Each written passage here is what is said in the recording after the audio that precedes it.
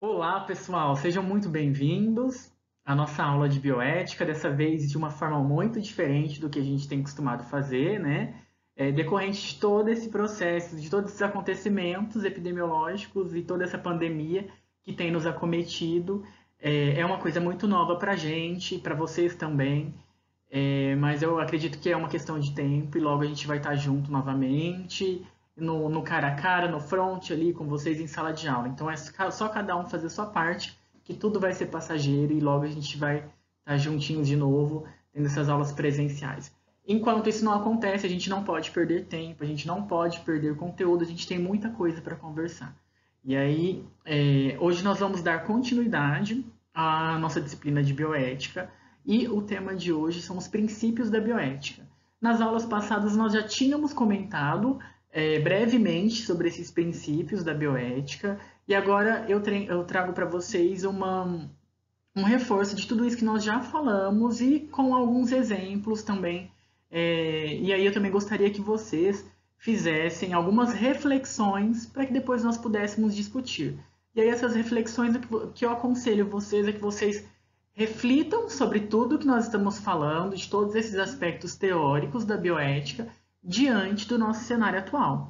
Então, a gente sabe que nós estamos passando por diversas questões de saúde, questões éticas, questões políticas, econômicas, e aí eu quero que vocês pensem baseado nesses princípios da bioética e que vocês consigam, diante de tudo que a gente vai falar hoje, se posicionar. É claro que livre de qualquer opinião política, mas sempre se baseando nesses princípios que nós iremos falar hoje, tá bom? Então, a partir de agora, eu quero que vocês fiquem bem atentos aí, porque tudo que nós vamos falar agora são coisas muito interessantes e vocês vão entender o porquê. E antes de nós falarmos sobre os princípios da bioética, sobre cada um deles, é interessante nós sabermos que esses princípios não vieram do nada. Esses princípios eles foram construídos. Então é uma construção histórica do pensamento de vários filósofos, de vários cientistas políticos e sociais.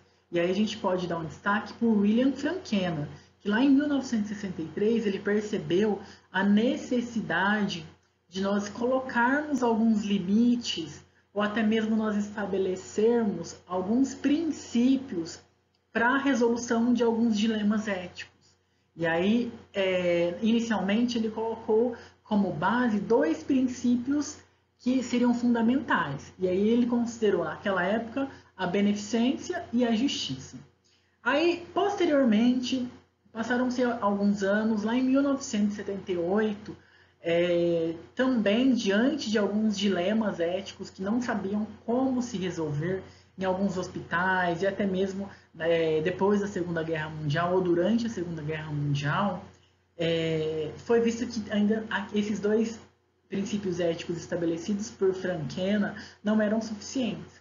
E aí então foi onde que em Belmont foi realizado o que nós chamamos de relatório de Belmont, ou relatório Belmont, e estabeleceu lá em 1978 que, além daquele princípio da beneficência e também da justiça, deveria ser considerado o princípio de respeito às pessoas. Mas não para por aí. E o que nós temos hoje, considerando como princípio da bioética, ele foi estabelecido por esses dois cientistas que eu coloquei aqui para vocês. Vou mostrar aqui para vocês. Tanto o Tom Belchamp, como também o James Childress.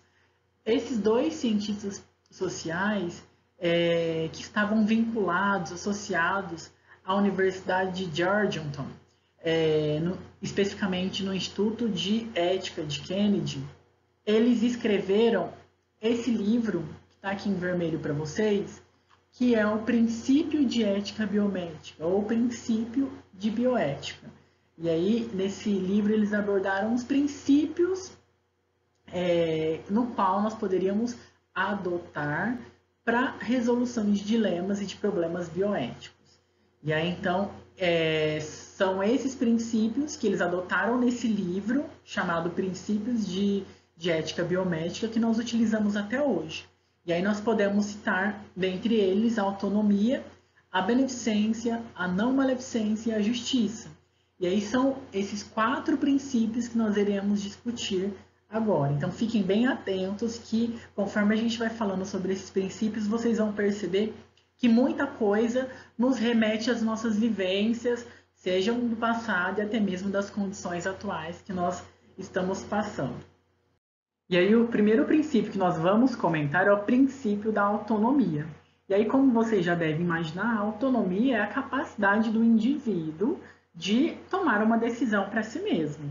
E como eu coloquei muito bem aqui para vocês, e vou grifar para vocês ficarem atentos, que o princípio da autonomia é quando o indivíduo ele é capaz de deliberar sobre seus objetivos pessoais e de agir na direção dessa deliberação. Quando a gente fala de deliberação, nós estamos falando que o indivíduo ele tem uma capacidade de parar, analisar, para que depois ele possa agir. Ou seja, o indivíduo vai ter uma liberdade para poder fazer todo esse mecanismo que nós falamos, de parar, observar, analisar, julgar, para que depois ele possa agir. Então, falando do princípio de autonomia, quando a gente fala desse princípio, nós estamos falando que é respeitar a capacidade de decisão desse indivíduo. Ou seja, nós damos a esse indivíduo total liberdade para que ele possa decidir sob qualquer condição no qual se refere a ele. E aí, quando nós falamos de autonomia, um outro aspecto que nós também temos que comentar que é muito importante é que, além dessa liberdade que esse indivíduo vai ter, esse indivíduo ele precisa também estar imerso com informações básicas para que ele possa, então, refletir e posteriormente agir.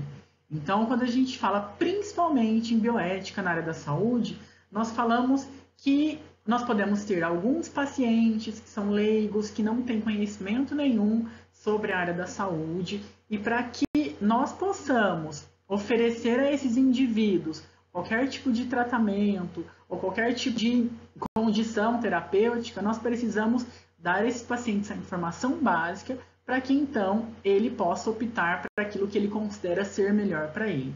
Então, sempre falando de autonomia, não basta a liberdade em si, ou seja, dar a ele o poder de decisão, mas também dar a esse paciente a condição mínima de informações para que ele então possa compreender o que vai ser melhor para ele e posteriormente ter uma ação.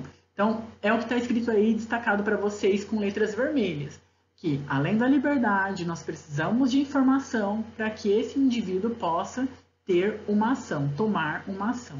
Então, isso é o que nós compreendemos como autonomia dentro da bioética. Quando a gente dá ao indivíduo a capacidade de decisão, além disso, nós vamos deixar esse indivíduo imerso com informações básicas para que ele possa julgar dentro da sua opinião e, posteriormente, agir.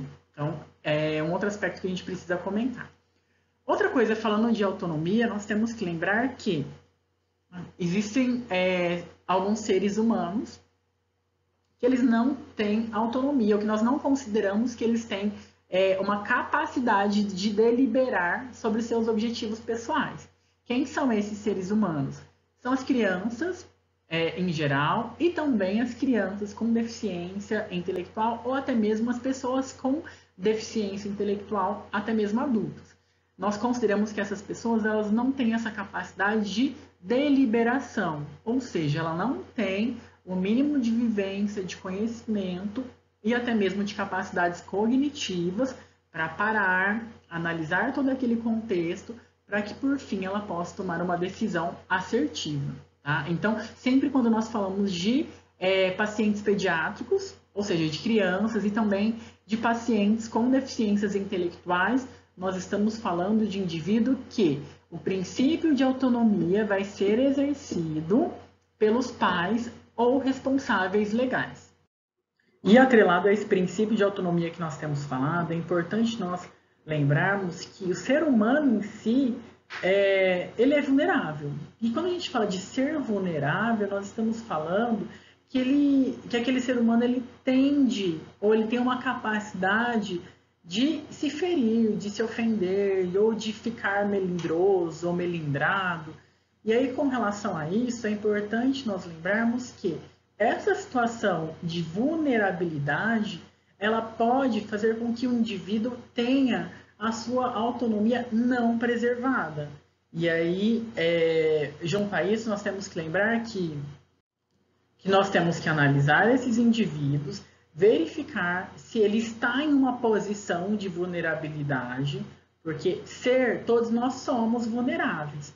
Agora nós precisamos analisar se o indivíduo está em situação de vulnerabilidade, para que então nós possamos observar se a medida no qual ele está sendo, a medida médica ou o tratamento no qual está sendo indicado, está sendo escolhido por ele ter pensado, raciocinado e chegado a essa decisão. Ou seja, perceber se a autonomia dele está sendo respeitada. Quais são essas principais situações de vulnerabilidade, principalmente falando de saúde? Um exemplo que nós podemos dar são os indivíduos que estão presos, os presidiários, aqueles detentos, no qual eles acabam participando de estudos, por exemplo, ou até mesmo de alguns atendimentos médicos, e eles estão numa situação de vulnerabilidade onde eles não têm liberdade para fazer algumas escolhas. Outro exemplo que nós podemos falar também é a vulnerabilidade daquele indivíduo que ele é atendido em um hospital-escola. Então, geralmente nesses hospitais-escola existem algumas pesquisas que são desenvolvidas junto com o atendimento médico. E aí é importante nós comentarmos que esses pacientes eles são abordados no momento ou no momento do atendimento médico ou após esse atendimento médico para perguntar se eles querem participar desses estudos. Então vejam só, esse indivíduo que esperou tanto tempo na fila para ser atendido nesse hospital-escola, ele se sentiria à vontade para recusar participar de um estudo? Ou talvez ele pensaria que se ele recusar participar desse estudo, ele poderia perder a vaga de tanto tempo que ele demorou para conquistar essa vaga lá nesse atendimento médico. Então, esses indivíduos também estão vulneráveis. Por outro lado, um outro exemplo que nós podemos citar são aqueles indivíduos que são analfabetos. Ou seja, não basta nós darmos a esses indivíduos a liberdade, porque muitas vezes eles não têm conhecimento mínimo para a tomada de decisão. Que é isso que a autonomia ela exige, né? Ela exige que, além da liberdade, o indivíduo tenha conhecimento para que ele, então, possa ter essa tomada de decisão consciente. Então, dentre essas condições que nós falamos, nós citamos 3 tipos clássicos de vulnerabilidade em saúde. Ou o indivíduo está preso, ou o indivíduo esperou tanto tempo por uma vaga, ele não sente à vontade para falar que ele não quer participar de uma pesquisa, ou então, um outro exemplo disso são aqueles indivíduos analfabetos que não têm conhecimento mínimo ou básico para tomar atitudes ou tomar ações em determinadas condições. E aí, um outro princípio da bioética que nós podemos citar é a beneficência.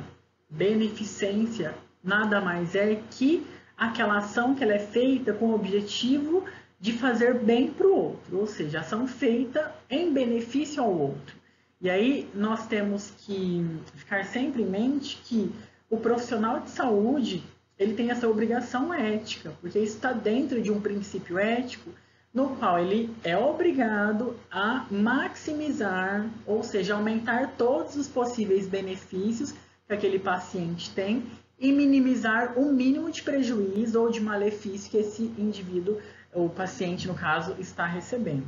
Então, sempre o princípio da beneficência ele vem dizer que o profissional de saúde deve fazer o bem, ou então deve maximizar boas ações em prol daquele paciente, daquele cliente.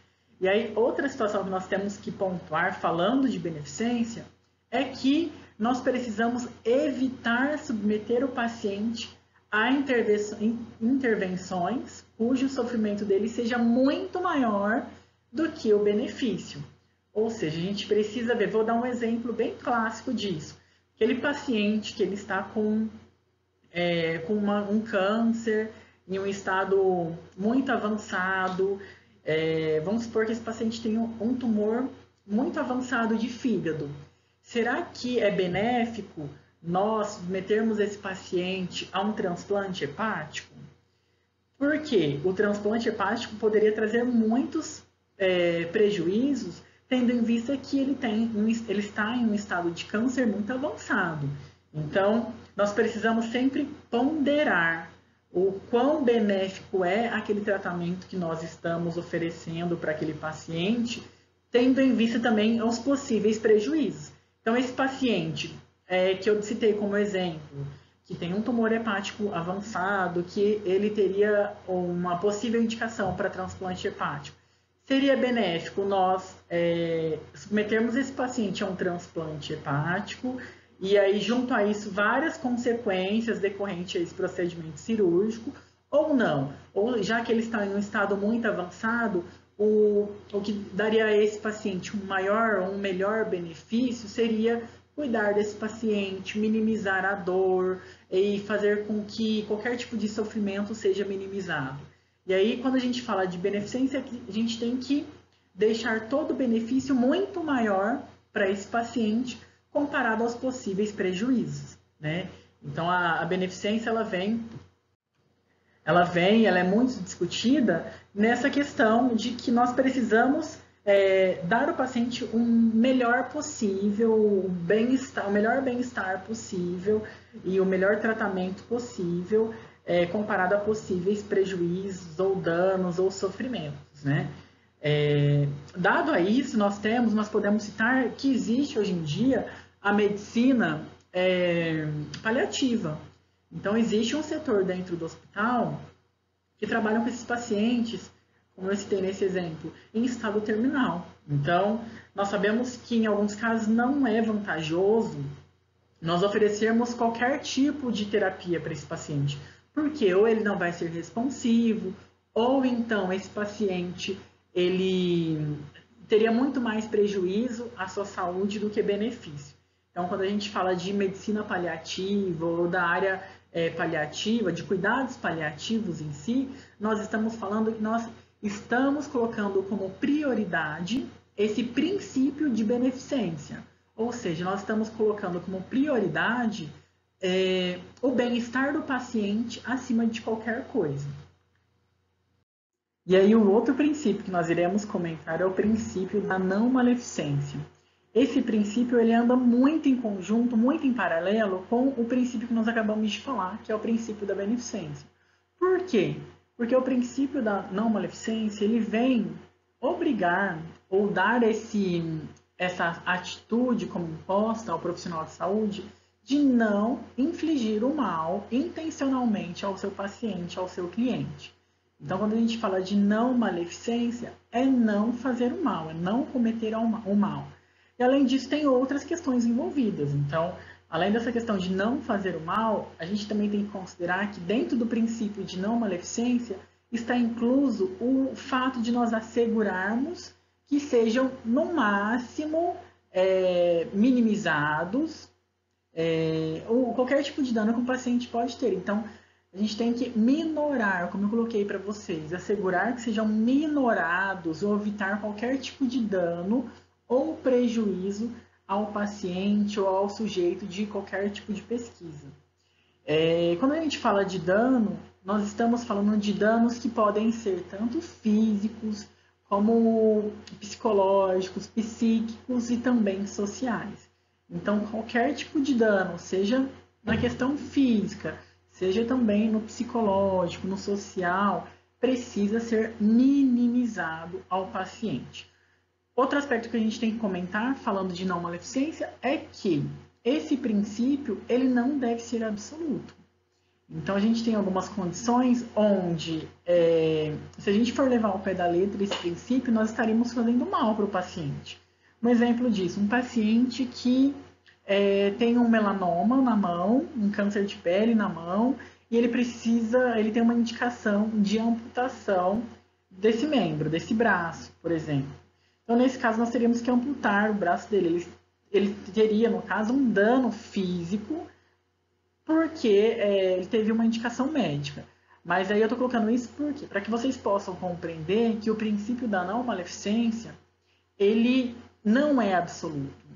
Porque a gente tem que priorizar o princípio da beneficência. Então, nesse exemplo que eu dei, o paciente teria um benefício muito maior do que perder o braço. Então, ele teria um benefício de ter uma oportunidade de viver mais, com uma qualidade de vida, tendo em vista que, com certeza, aquela indicação de amputação foi porque aquele câncer teria uma alta chance, por exemplo, de ter metástase. Então, esse paciente poderia ter uma sobrevida muito menor. Então, percebam que nesse exemplo que eu dei, foi avaliado tanto a questão do mal que esse indivíduo poderia ter, quanto também do bem. E aí foi colocado numa balança isso para poder indicar para esse paciente o que seria o melhor para ele, o que ofereceria o melhor para ele. Então, o que traria mais benefícios para esse paciente. E por fim, nós iremos comentar agora sobre o princípio da justiça. E aí, esse princípio é um princípio bem simples, mas ele é fundamental. Porque esse princípio, ele vem nos dizer que nós temos que dar tudo aquilo que aquele paciente merece e que ele precisa. Quando a gente fala de merecimento, nesse caso de saúde, é necessidade. Então, sempre quando nós falamos do princípio de justiça, nós estamos falando de ofertar, de oferecer àquele paciente aquilo que ele tem necessidade. E aí nós podemos olhar esse princípio de justiça de duas formas. Tanto de uma forma vertical, e aí quando a gente olha, analisa esse princípio de justiça desse modo vertical, como nós chamamos na bioética, o que eu quero dizer para vocês é que nós temos, como eu até coloquei aqui para vocês e vou grifar aí para vocês entenderem, que analisando vertical é dar mais a quem necessita. Então, quando a gente fala de olhar verticalmente, nós estamos falando de que nós vamos dar mais para aqueles que precisam mais. E aí, quando nós falamos que nós também podemos analisar esse princípio de justiça de uma forma horizontal, o que eu quero dizer para vocês é que nós vamos dar o mesmo aos que precisam do mesmo.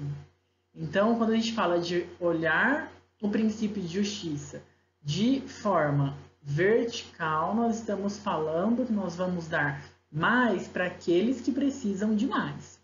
E aí, quando nós falamos que nós olhamos, que nós podemos considerar esse princípio de justiça de forma horizontal, olhar de uma perspectiva horizontal, o que eu quero dizer para vocês é que nós vamos dar para todo mundo que precisar da mesma forma. Então, dar o mesmo para aqueles que precisam do mesmo.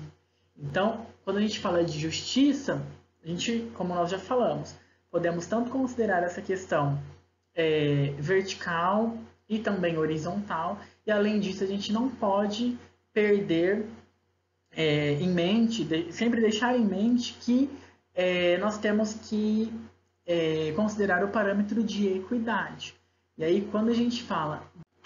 E aí nós temos que lembrar que quando a gente fala de equidade, do parâmetro de equidade, nós temos que lembrar que nós devemos avaliar quem precisa mais, e aí então a gente tem que proceder de uma forma no qual todos os indivíduos receberão o tratamento ou aquela condição de uma forma igualitária.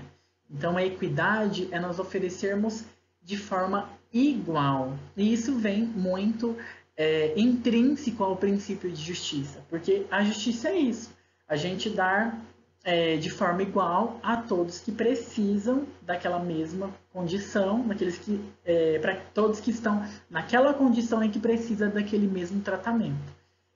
E nunca se esquecer que, falando de princípio de justiça, nós temos essas duas formas de analisar, tanto do princípio vertical, que a gente vai analisar e dar mais para quem precisa de mais, para quem necessita de mais, e também olhar de forma horizontal, no qual a gente vai dar o mesmo para aqueles que precisam, que têm as mesmas necessidades. Ok? Então, com isso, nós finalizamos a nossa aula sobre os princípios da bioética. Então, vocês viram que aqui nós conseguimos abordar muito mais do que nós já tínhamos falado em sala de aula. E eu vou falar o que eu já tinha falado para vocês, eu vou reforçar o que eu já havia dito. Então, pensem nesses conceitos, nesses princípios de bioética que nós falamos e tentem aplicar para o nosso cotidiano, para a nossa vivência atual, ou seja, nesse contexto da pandemia que nós estamos vivenciando. Então, tentem considerar os aspectos de beneficência, de não maleficência, de justiça, todos esses princípios que nós falamos, tentem analisar do ponto de vista bioético todo esse contexto e esse cenário atual. Então, além disso, de ter deixado aqui para vocês essas referências bibliográficas, Eu também vou deixar no próximo slide algumas situações para vocês repensarem e nós avaliarmos as condições ou quais os princípios de bioética que estão sendo colocados em jogo ou estão sendo colocados em voga nessas situações que eu coloquei lá para vocês, tá? E aí, conforme a coordenação vai indicar para vocês, nós teremos, depois dessa aula, os professores estarão disponíveis para uma conversa, para tirar dúvidas em algum aplicativo no qual a gente consiga fazer uma videoconferência. Aí eu espero vocês lá e que nós possamos fazer uma discussão bem gostosa em torno disso que nós falamos hoje. Então, muito obrigado pela atenção de vocês e ótimos estudos.